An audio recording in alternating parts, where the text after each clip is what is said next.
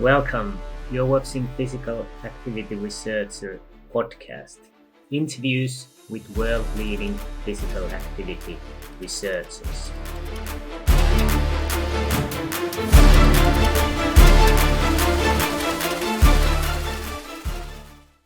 Welcome everyone. We are going to have a very interesting episode, and we have a great guest for this episode.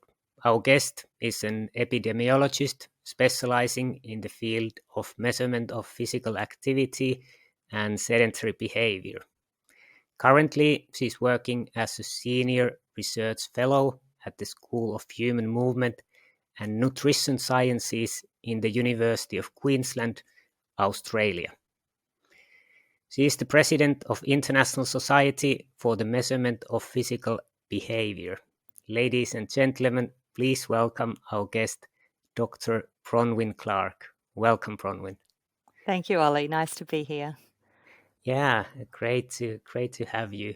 So, should we start with the short recap of your research career, your research interests and passions? Okay, so, well, before I started a research career, I was actually a speech pathologist, and I decided I wanted to go back and become a management health manager in hospitals. So I did my Master of Public Health. And at the end of that Master of Public Health, you get to do a dissertation, and that's a sort of a short research trial. And I went along to a lesson about how to do a dissertation, and they had someone talking about the dissertation they had done, and it happened to be Genevieve Healy, and talking about her dissertation that she'd done on sedentary behaviour. And many of your listeners would probably have heard of Jen because she's been a really great researcher in physical activity and sedentary behaviour. She said, come and see my supervisor. She was doing her PhD at the time. Come and see my PhD supervisor and see what you think. And I went and saw her PhD supervisor, and that was Neville Owen, also another great name in sedentary behaviour and physical activity. And Neville said, why did you want to do this dissertation with us? And I said, it sounds really practical. It makes so much sense to me that sedentary behaviour is important. And he said, what's your background? And I said, I'm a speech pathologist. And he said, my wife's a speech pathologist. You'll be great. And so I did my dissertation with Neville, and then did well at that and went straight into my PhD. And that was on sedentary behaviour, because at that time, that was the very sort of the beginnings of a real interest in sedentary behaviour, and we needed some measurement methods. And so I did my PhD on measuring sedentary behaviour by questionnaire. And it was really interesting, and I think measurement really appealed to me. I like to try and know what the truth of a matter is. I mean, you don't always get that with measures, but it definitely appealed to me for my PhD. And then when I finished my PhD, I had some postdoctoral positions, actually at Human Movements and Nutrition Sciences, where I'm back now. But I wanted to have, get my own fellowship, and I managed to get a fellowship through our National Health and Medical Research Council. And that was around using measurement once again, but not just a questionnaire, also looking at using monitors and using both questionnaires and monitors, and how we can best utilise those in interventions and to evaluate when we go to make changes in physical activity and sedentary behaviour. And I'm coming to the end of that fellowship now, and I'm back working at the School of Human Movement and Nutrition Studies again, and still interested in that intersection between self-report methods and also objective methods, and how we get the most out of combining both of those to give us the information we need when we go to target and make changes in physical activity and sedentary behaviour. So very, very interesting, from speech pathologist wanting to be a health manager and ending up a researcher. Could you tell more about this? What was it in research that got you hooked, that you went the other way than you were planning? I really think it's not a drug as such, but research has a real hook to it. Designing a research study and collecting the data and having a hypothesis of how you think this is going to work out. That moment when you actually look at the data, I call it my sneaky peek, where you look at the beginning of the data and you you look at what it tells you. Did it tell you what you thought it was going to tell you? Did it tell you something completely different, but also really interesting? It's it's a really great, I think, a really fulfilling part of the work, and so that I think was the hook initially, was that ability to try and work out a problem and then find the answer or find an answer, not necessarily the one you thought it was going to be, but an answer, and that's really what made me think, okay, this is more interesting than health management. Mm, yeah, yeah. I had actually one colleague who was doing masters in English language, and then after doing his thesis, he found out about quantitative methods and Yeah, statistics, and he became a statistician. He did a PhD in yeah. statistics from from English It's a big English change. language, and he really fell in love with the kind of the accuracy of analyzing, and he was super excited about new methods to statistics. So that was a little bit similar in a way. And you also mentioned that you have been working on the self-report versus device-based measurement. How do we best utilize those? So could you tell us what's how do we do it the best? So I don't know. I'm still working it out, but I do think. I mean, I think devices and the development that we've had in devices has been just exponential over the last whatever 5-10 years, and we have so much available to us now, and the accuracy that we get out of those devices and the information we get is fantastic. But it's not everything. Still, there are some things that we cannot measure with devices.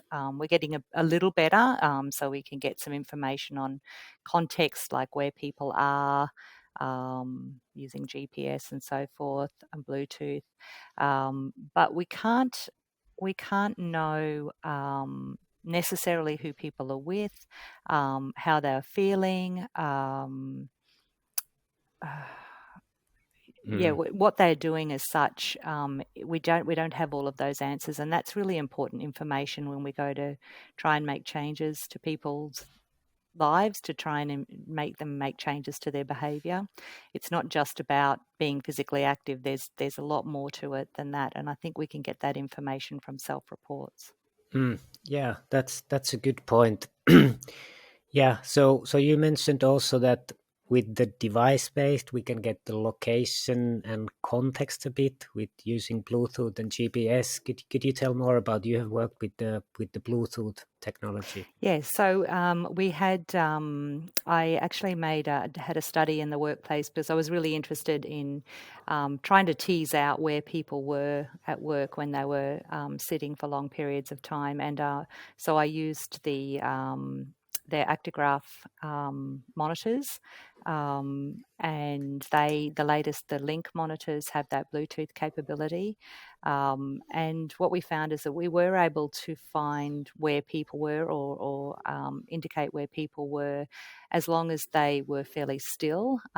So the Bluetooth worked fairly well for people working out where they were sitting for long periods of time, and that in fact is important. That's something we want to know, but we had more trouble working out where they were when they were walking around and moving more quickly, or only spending short periods of time in an area.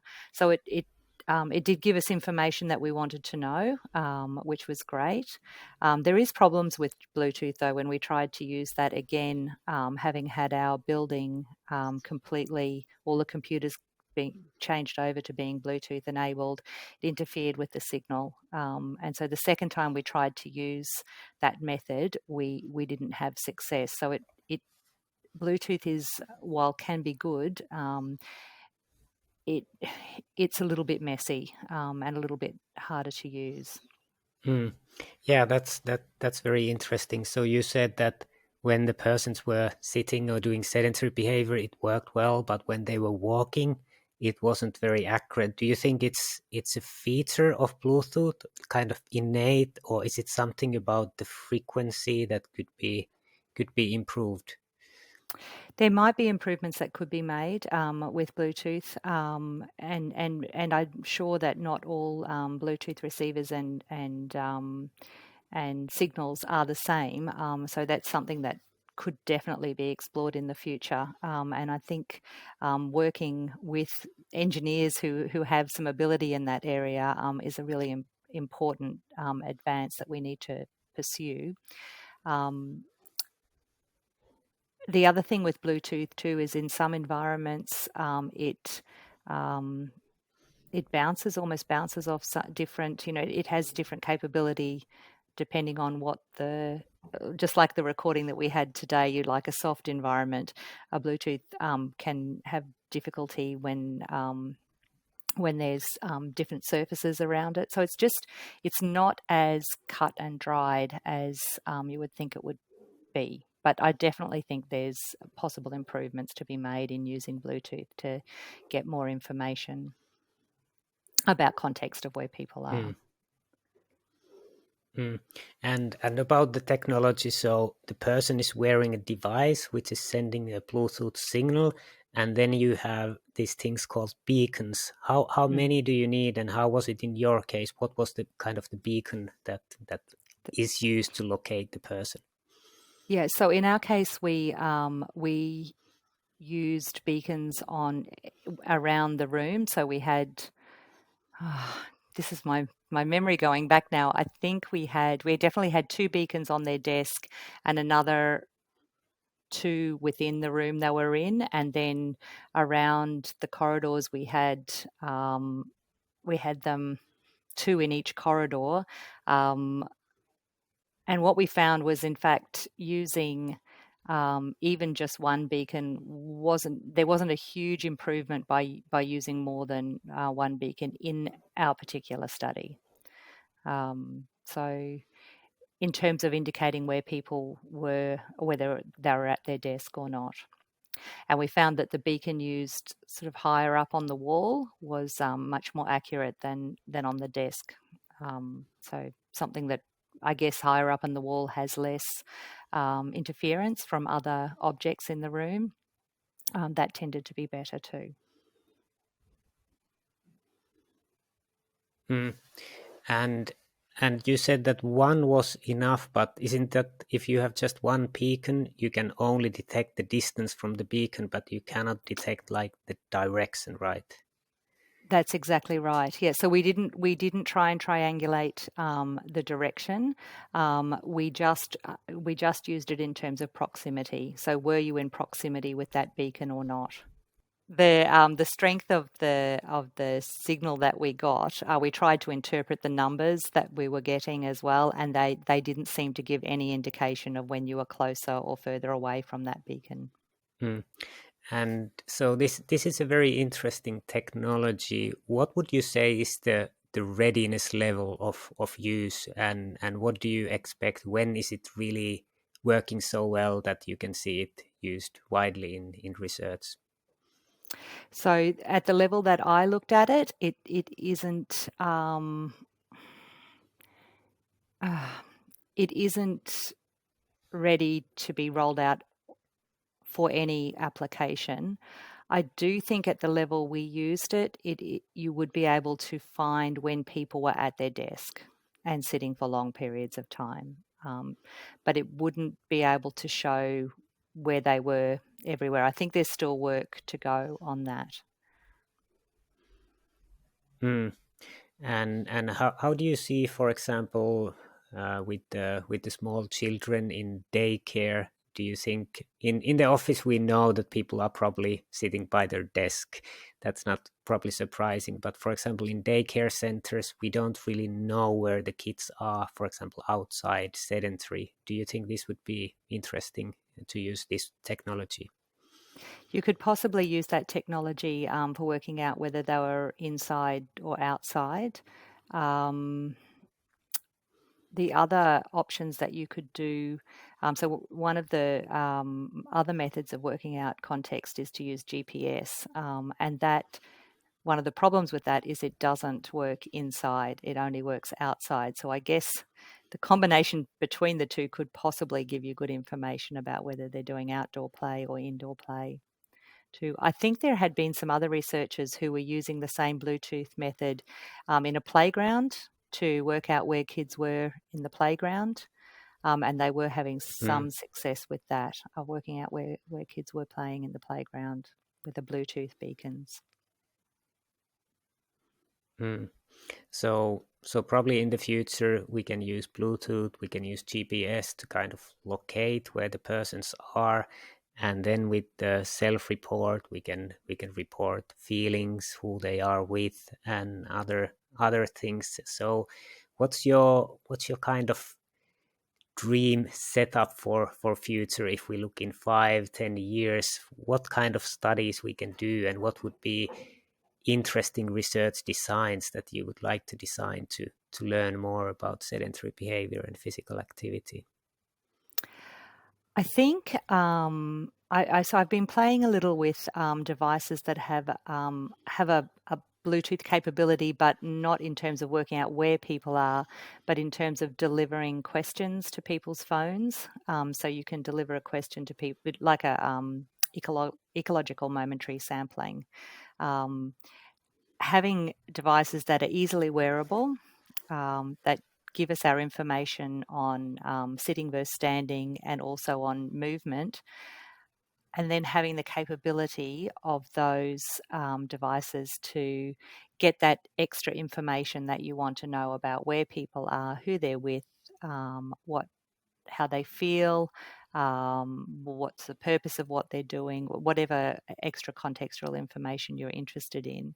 Having those that are easily wearable, that are inexpensive, so you can have them being rolled out in countries where cost is an issue. I think that that will be a real advance in the use of devices and self-report together. Mm. Yeah, sounds very good. So maybe we wrap up this part 1, and you are also the president of the International Society of Measurement of Physical Behavior. So we will have a short break, and we will then go more to that theme. Okay.